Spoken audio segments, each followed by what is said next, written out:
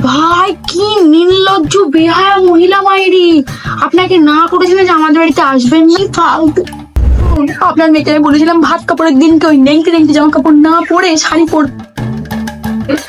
আমার সব শাড়ি পুড়িয়ে দিয়েছে। আমি এই নাইটি পরে সব জায়গায় যাচ্ছি। ঠিক করেছি।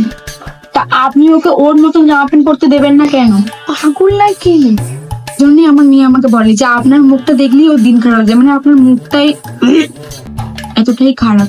এই জুতোটা নিয়ে আয় তো, এই কোন দিয়ে এক বাড়ি মারি ওলোটোটাকে। তো শুনুন, আপনার মেয়েকে আমি কালকে এখানে দিয়ে যাবো, আর আমার ছেলেকে আমি নতুন করে আবার দিয়ে দেবো। কি বলে? জুতো দিয়ে এই ভেন্ডির মতো মুখের মধ্যে মারবো সাপাটে।